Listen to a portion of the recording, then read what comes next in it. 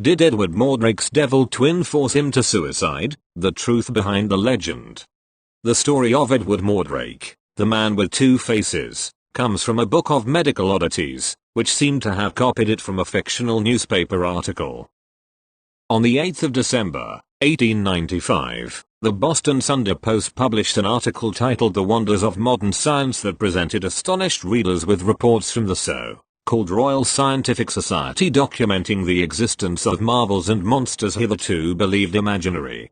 The human freaks supposedly catalogued by the British scientists included a mermaid, a terrifying human crab, and the unfortunate Edward Mordrake, who would soon become an enduring urban legend.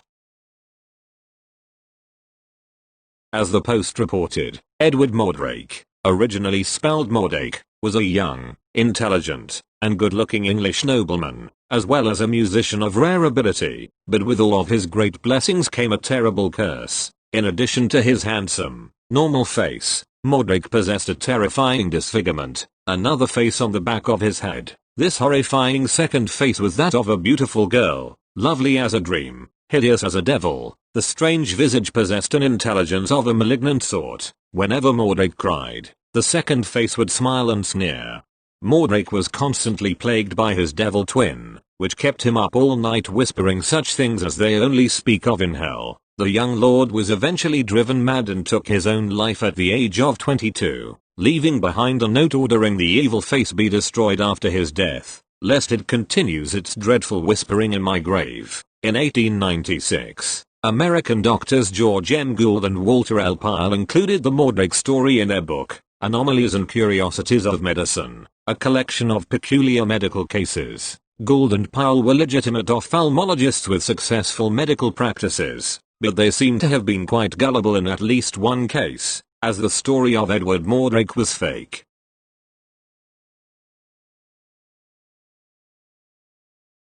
As Alex Bose's blog Museum of Hoaxes diligently deduced in 2015, the author of the original Post article, Charles Lawton Hildreth, was a poet and science fiction writer. His stories tended toward the fantastical and otherworldly, but just because an article is written by someone who tends to write fiction, that doesn't mean the article itself is fiction. Still, there are many clues that point to the Mordrake story's falsity. For one, Hildreth's article cites the Royal Scientific Society as its source for its numerous bizarre medical cases, but an organization by that name didn't exist in the 19th century.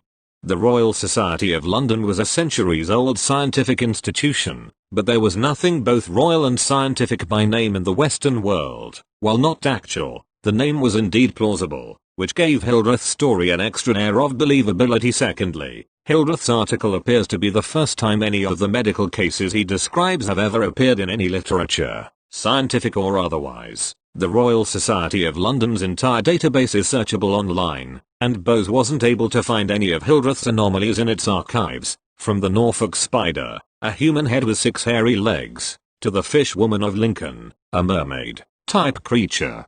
When we realize this, Bose wrote, that's when it becomes apparent that Hildreth's article was fiction. All of it sprang from his imagination, including Edward Mordrake. It turns out that newspapers in the late 19th century weren't held to the same editorial standards as today. They were sources of both information and entertainment, and frequently filled with fictional tales presented as non-fiction. Hildreth's tales weren't irresponsible journalism, per se. They were just written convincingly enough to fool a couple of doctors, and to endure in the public imagination for more than a century. Hildreth died mere months after his article was published, however, and so he didn't get to see just quickly the American public was fooled by his wild creativity.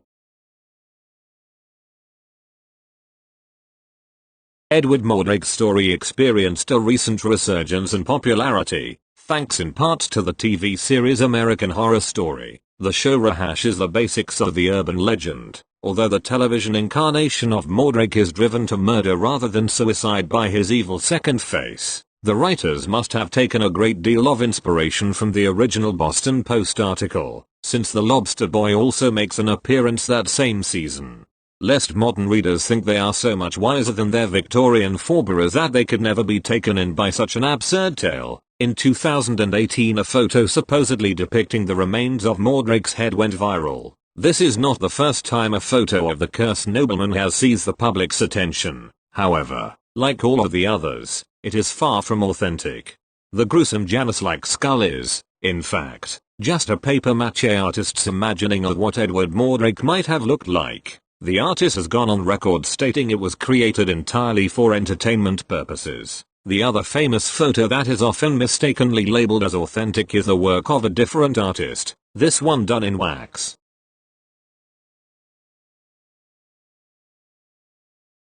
Of course, even the most fantastic stories do contain at least a small grain of truth. The medical condition known as craniofacial duplication, the result of an abnormal protein expression, can cause the facial features of an embryo to be duplicated. The condition is extremely rare and usually lethal, although there are recent documented cases of infants who managed to survive a short time with the mutation. Lali Singh was born with the condition back in 2008. Far from thinking the child had been cursed like Edward Mordrake, residents of her tiny village believed her to be an incarnation of the Hindu goddess Durga, who is traditionally portrayed with multiple limbs. After the poor baby Lali died when she was only a few months old, the villagers constructed a temple in her honor.